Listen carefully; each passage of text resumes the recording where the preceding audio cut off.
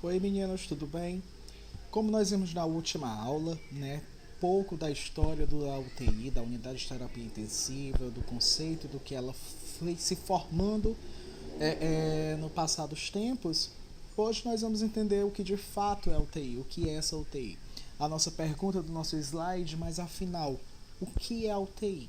E aí eu quero que vocês me respondam, né, o que vocês acham que é a UTI? Qual é o formato que vocês pensam que é a UTI? Apesar de nós termos conversado um pouquinho na aula passada, já mais ou menos sobre o que era, como ela se fomentou, e dá pra gente já ter entendido o que é isso, mas eu quero que vocês pensem consigo mesmos o que é essa unidade de terapia intensiva, tá certo? Para o nosso conceito final, um conceito mais abrangente do que é a unidade de terapia intensiva, nós podemos dizer que é uma unidade hospitalar que ela tem grande suporte avançado de vida, né, que nós chamamos de SAV. Esse SAV ele garante que esse paciente que entre nessa UTI ele tende a sair. São pacientes graves, são pacientes que têm uma demanda de sobrevida maior do que os outros. Porém, o que acontece ainda nessas unidades de terapia intensiva é a forma que esse paciente entra, quais são os graus que o paciente está eletível a entrar nessa UTI. Ainda é algo não uniformizado. São casos exclusivos, casos pequenos que nós já temos uma ordenação de como vai entrar esse paciente. Vamos lá, o caso de todo paciente, como é o caso de todo paciente cirúrgico. Todo paciente cirúrgico de cirurgia de médio porte, né, de pequeno porte não, mas de médio e grande porte, ele vai ser encaminhado diretamente para a unidade de terapia intensiva, pela gravidade que é mexer no sistema organizacional de alguém, mexer na hemodinâmica de alguém. Então, todo paciente, a partir da cirurgia média, ele vai ser encaminhado para a unidade de terapia intensiva, vai ficar lá sendo avaliado e reavaliado de 2 em 2 horas. Após isso, ele pode ser colocado no seu leito de volta, se ele apresentar melhora, se apresentar estabilidade do caso clínico dele. Já um caso mais recente que nós temos são os nossos queridos pacientes do Covid. Né? Os pacientes portadores do Covid, algumas alterações no sistema dele, na hemodinâmica dele, faz com que ele seja elegível a uma vaga de unidade de terapia intensiva. Saturação abaixo de 89, nós já tem casos que pacientes com saturação de 92%, ele já está elegível para dentro da unidade de terapia intensiva. Paciente que apresente desconforto respiratório mais severo, ou um paciente que entre em coma, que esse coma não é induzido por medicamentos. Esses pacientes também foram elegíveis para a unidade de terapia intensiva. A gente tem que refletir sempre que a gente fala em terapia intensiva, seja na definição, seja na ordenação de como ela é feita, mas nós temos que sempre lembrar que dentro dessas unidades de terapia intensiva são os pacientes mais graves que necessitam muito mais do nosso cuidado, tá certo? Ele necessita muito mais do cuidado clínico, do cuidado de enfermagem. Gente, tem uma mosca brincando comigo. Ah, meu Deus. E aí, para que a gente possa, que a gente compreendeu o que é essa unidade de terapia intensiva, nós temos que notar o que tem dela que é diferente das outras unidades. Né? Então, nós vamos ver um pouquinho da estrutura física. Lembrando, a enfermagem ela faz papel primordial dentro dessa fomentação da estrutura física, porque é a enfermagem junto com o projeto arquitetônico, junto com a equipe administrativa do hospital, que elabora esse projeto de UTI. Quando eu digo enfermagem, é enfermagem de modo geral mesmo. É o enfermeiro, é o técnico de enfermagem, é o auxiliar de enfermagem, se no caso existir. Projetar uma unidade ou modificar uma unidade existente exige conhecimento das normas dos agentes reguladores, experiência dos profissionais de terapia intensiva que estão familiarizados com as necessidades da população de pacientes. Então, quando nós somos convidados a mudar ou criar essa unidade de terapia intensiva, sempre vai ser profissionais que estão fomentados com a experiência, que têm um conhecimento das normas técnicas, para saber qual é a melhor colocação do posto de enfermagem, do posto médico, de descanso, dos leitos. Lembrem, Florence, ela começou lá na Crimeia a essa implementação de uma classificação de risco, o paciente grave, onde ele ia ficar, um pouco retraído da parede o leito dele. Então, por isso que a gente é convidado, porque nós que somos convidados para fazer a projeção dessa unidade, porque nós que temos o senso de humanização. Será que se eu deixar esse leito 24 horas próximo daquela parede, será que essa parede não vai estar fria? Esse paciente vai trazer algum agravo para ele na hemodinâmica dele? Será que se o leito for extremamente alto, imagina só, eu tenho 1,65 m, mas se o leito, a altura dele for de 1,30 m, como eu vou fazer meus procedimentos clínicos nesse paciente? Então, a gente tem que estar dentro dessa unidade para que a gente possa, junto com a equipe administrativa, junto com a equipe de arquitetura, de fato, projetar para melhor se adequar a gente, ao paciente, ao nosso manuseio, tá certo? O projeto deve ser abordado por um grupo multidisciplinar composto de diretor médico, enfermeiro-chefe da UTI, arquiteto principal, administrador hospitalar e engenheiros, para que essa equipe ela possa discutir todas as demandas que o nosso paciente necessita. Se a quantidade de tomadas. Quem vai saber a quantidade de tomadas? Porque o engenheiro, o arquiteto, ele vai dizer assim, olha, eu vou colocar 2 tomadas aqui. E aí o enfermeiro ele vai ter que chegar lá e dizer assim, olha, nós não temos, nós temos a demanda além de 2 tomadas. Não, o nosso paciente ele tem um respirador, ele tem um aspirador, ele tem um monitor de parâmetros, ele tem as bombas de infusão contínua, as BICs, que muitas vezes são 3, 4, 5, hoje as mais atualizadas bombas de infusões, elas podem se conectar uma a outra e uma fazer a carga da outra e ficar uma tomada só. Mas aí depende desse olhar clínico do profissional de enfermagem, do profissional médico, para verificar como vai estar sendo feita a quantidade de material que está sendo utilizado para a projeção daquele ambiente. Vejam só, muitas vezes nós enfermeiros não permanecemos aqui liga 5 tomadas. Não, muitas vezes são os profissionais técnicos, são vocês que veem esse trabalho. E aí nós vamos chegar para vocês e dizer assim, olha, você acha que quantas tomadas são necessárias? O que você acha que é essa distância? Você consegue fazer um procedimento em 1 metro quadrado num paciente clínico de UTI? E aí muitas vezes nós vamos perguntar a vocês para a fomentação dessa projeção de UTI. As UTIs, quando elas são montadas, elas não são montadas assim, de um dia para a noite. Não, elas são sentadas, elas são discutidas, a equipe é pré-definida. Como nós vimos no slide passado, essa equipe tem que ser pré-definida com conhecimentos prévios para que possa se fomentar a UTI. Quando a UTI já é montada, já está prontinha lá nos uniformes, qualquer pessoa pode trabalhar desde que tenha um conhecimento e desde que o hospital permita. Mas para montar, tem que ter literalmente esse conhecimento prévio. Esse grupo que nós falamos agora, ele avalia a demanda esperada na UTI, baseada na avaliação de pontos de fornecimento de seus pacientes, nos critérios de admissão e alta e na taxa de espera de ocupação. Então, é uma equipe técnica que vai trabalhar com a ciência na palminha da mão,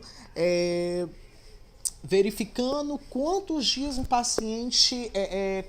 médio o paciente passa dentro da UTI. Vejamos, quando as nossas UTIs aqui do Ceará foram projetadas, elas foram projetadas para que o nosso paciente de Covid, ele ficasse de 7 a 15, 14 dias, a média do tempo, e ver a rotatividade para ver a quantidade de leitos que foram criados somente de UTI para que esse paciente, para que essa UTI ela não superlotasse, que sempre permanecesse uma vaga remanescente.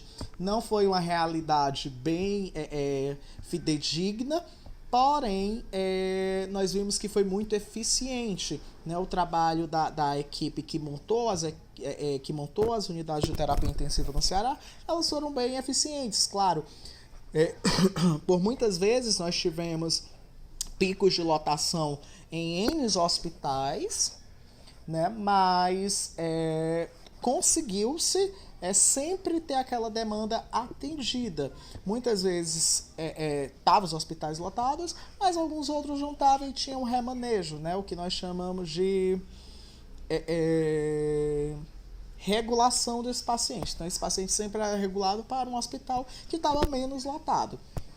Então, foi eficiente a criação de vagas de UTI, a equipe das criações de vagas de UTI dentro do estado do Ceará, como no modo geral, Fortaleza, região metropolitana, eles foram eficientes em disseminar unidades de UTI em toda a região.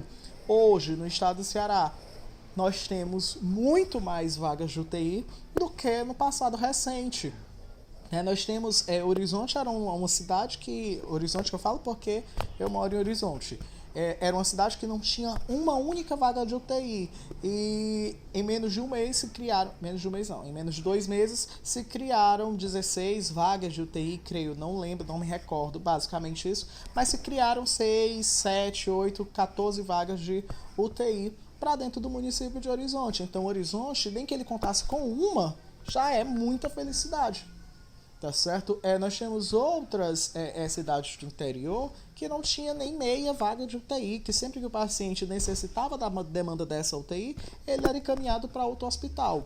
Então, essa equipe que planejou, essa equipe multiprofissional, multidisciplinar, que planejou as UTIs no estado do Ceará, literalmente elas foram muito fidedignas no que diz as legislações, as normas vigentes em relação à quantidade de UTIs que ia ser necessário. Tivemos hospitais superlotados? Tivemos hospitais superlotados, mas nós tivemos também um serviço de regulação que conseguia dinamizar esses pacientes em outros municípios, em outra rede hospitalar, em outros campos que ele conseguia ser alocados. Então, esse é um exemplo claro da equipe multiprofissional de verdade. Os engenheiros, os técnicos da informação, os enfermeiros, os arquitetos, a equipe de enfermagem, tá certo? Quando eu falo enfermeiros, a equipe de enfermagem de modo geral, a equipe médica da mesma forma. Então,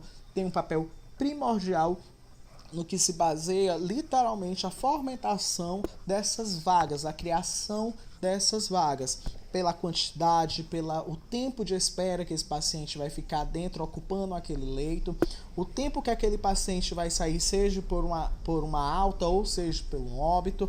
Então tem que ter esse olhar clínico em relação à taxa de espera da ocupação dessa vaga. Uma vaga de UTI é extremamente importante, tá certo? É extremamente importante. Então a equipe de enfermagem, ela tem papel primordial na criação dessas vagas. É necessário análise dos recursos médicos, pessoal de suporte. O pessoal de suporte é a enfermagem, é a fisioterapia, é o nutricionista, o psicólogo, o assistente social, e pela disponibilidade dos serviços de apoio, laboratório, radiologia, farmácia, dentre outros. Então é necessário também que a enfermagem ela verifique se somente a enfermagem ela vai ser capaz de fazer esse trabalho, ou se vai ter a necessidade de um outro grupo de profissionais. Grupo de profissionais de extrema importância, tem se vista, né?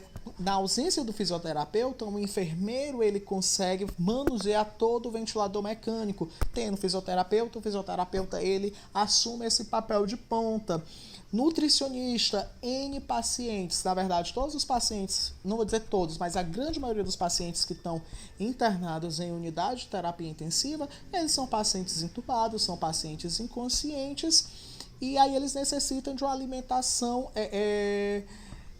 que seja administrada por meio de uma sonda naso, de uma sonda oro, e aí ele vai ter essa demanda do nutricionista, porque ele não vai estar consumindo, ingerindo alimentos sólidos. Então, tem toda a equipe de um nutricionista para ver a demanda da quantidade de alimentos que esse paciente vai poder estar ingerindo durante o dia, durante o mês, durante a semana, e aí depende da avaliação dos nutricionistas. Assistente social e a psicologia, que são dois que têm que trabalhar coladinhos um no outro, devido a devido, como é que nós podemos dizer, devido à demanda psicológica que assume não só do paciente, mas a família desse paciente como um todo, né? Além dessa família, além desse paciente que passa N dias internado, como nós dizemos lá no início, é uma unidade de suporte avançado de vida, que nós estamos dando literalmente suporte a esse paciente para ele aguentar uma taxa de sobrevida ali. Então a família vai ficar literalmente muito demasiada em preocupações, vai ficar baseada em saber se o paciente está vivo, em saber se o paciente deu uma melhora, em saber se o paciente teve uma piora, como é que esse paciente vai estar se colocando. E aí a família necessita desse apoio psicológico. Além dessa família, eu sempre coloco as equipes que trabalham, porque todos os dias as equipes que trabalham em unidade de terapia intensiva, ela vê morte, ela vê piora do paciente, pode ver milagre, pode ver milagres, porém é algo surreal a vida da unidade de terapia intensiva. Então, o psicológico desse profissional que trabalha dentro dessa unidade, lembre-se, unidade fechada, unidade de suporte avançado de vida, unidade de pacientes graves. Então, mexe com o psicológico daquele paciente. Vai chegar amigos, vai chegar possivelmente parentes, mas aí você não vai poder trabalhar por questões de ética. Mas vai chegar N pessoas naquela unidade que você vai estar cuidando. Então, o seu psicológico ele vai estar sendo afetado. E esse profissional, psicólogo, ele vai estar atuando junto com as equipes clínicas que trabalham diretamente com o paciente. Dentro dessas unidades também, nós vamos ver pacientes acordados, pacientes teoricamente bens, e que eles também vão precisar desse apoio psicológico, né?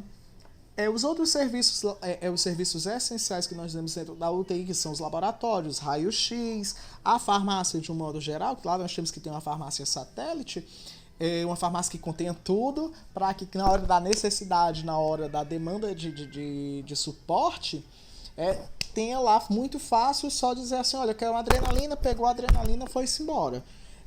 Claro, com um profissional responsável para a retirada dessa medicação. Então, necessário uma farmácia lá dentro, suporte de radiologia. O suporte da radiologia, a radiologia, principalmente hoje para a gente que trabalhou no Covid, ela foi algo de extrema importância para avaliar e reavaliar esse paciente sempre que necessário. Então, a equipe dos técnicos de radiologia estava sempre à disposição. E, literalmente, a radiologia é um dos exames simples, né, que é o raio-x, é um dos exames extremamente simples de se fazer, de se elaborar, de contemplar como ele é feito, mas ele tem uma precisão de resposta ainda muito grande, uma visualização de problemas muito grande. Com o raio-x você consegue ver N alterações no nosso corpo. E o laboratório, porque segue o mesmo padrão do raio-x. Tudo que é necessário de você ver como está a hemodinâmica desse paciente, que você não pode ver na clínica, você não pode ver no olho, mas você tem que ver o sangue, tem que ver massas, tem que ver plaquetas. O laboratório ele tem que estar lá sempre de prontidão, tá certo? O planejamento da área de uma UTI. O planejamento e projeto devem ser baseados em padrões de admissão do paciente, fluxos de visitante, funcionários na necessidade de instalação de apoio do posto de enfermagem, armazenamento, a parte burocrática, as exigências administrativas e educacionais e serviços que são peculiares à instituição individual em questão. Além do laboratório, além da radiologia, além da equipe, nós temos que também locar esse pessoal em um local adequado. Então, nós temos que ver o fluxo de como esse pessoal vai entrar, de como esse pessoal vai estar paramentado, também ter o fluxo do paciente, da entrada desse paciente. O paciente pode se cruzar um paciente com outro, mas o paciente aqui é a ala de tuberculose, não, aqui é a área da pneumonia, eles podem se cruzar, como vai ser se vai existir infecções cruzadas, então isso também tem que ser visto. Além, o padrão de admissão, aquele que eu lembrei a vocês lá do início, como é que esse paciente vai estar sendo tratado, né? Como é que esse paciente vai dar entrada na UTI, o tratamento dele para ele dar entrada na UTI. Nosso paciente, de Covid, ele tinha que estar com saturação abaixo de 92, ele tinha que apresentar um desconforto respiratório muito grave para que ele conseguisse entrar na UTI. E lembre-se, apesar de a UTI ser um local para suporte avançado de vida, nós tentamos de todas as formas que o paciente ele não necessite para a UTI, que ele regrida esse quadro clínico dele de piora, que ele regrida, ele crie forças para que não necessite ir para a UTI. A necessidade de instalações de apoio, gente, posto de enfermagem, onde a gente trabalha, onde a gente prepara a nossa medicação, onde a gente apraza nossas medicações, onde a gente faz as anotações de enfermagem. Então, esse local é para nós. Armazenamento, os documentos de UTI são documentos de UTI, então eles ficam confinados na UTI. Muitas vezes não pode sair. Voltando para o Covid. No Covid, nem a caneta que entrava dentro da UTI, nós podíamos entrar com o que a gente quisesse. Porém, para sair com esse material, era quase inviável. Porque, como nós sabemos, o Covid ele tem uma alta letalidade. Isso. Letalidade. Então, assim, ele é... Letalidade não, perdão. Letalidade é de morte. Esqueci. Ele tem um alto grau de contaminação, justamente, de contaminação. E aí, o que nós saíssemos com uma caneta, que era um material de plástico, né, um cilindro de plástico, ele podia vir impregnado de coronavírus, e a gente estaria tirando da UTI, que tem pacientes graves, e levando para fora da unidade, podendo contaminar outras centenas de pessoas. Então tinha todo esse cuidado. O material de UTI fica sempre na UTI, aí nós temos que ter um local para armazenamento desse material. A parte burocrática, a administração da UTI, fica onde? Fica dentro da UTI, fica fora da UTI? Se ficar, dependendo do fluxo, dependendo do projeto, aí nós deixamos que temos que criar também uma partezinha dessa parte burocrática, as exigências administrativas, né, que é o administrativo de toda a unidade, os recepcionistas, onde é que esse pessoal trabalha, se eles vão ficar direto em contato com esse paciente ou não, depende da gente. E também os serviços educacionais. A equipe de UTI, eu sempre coloco a UTI, a UTI e o centro cirúrgico, eles são peculiares dentro da unidade. Porque muitas vezes você não se mistura com a outra unidade. São literalmente fechados, são circuitos fechados.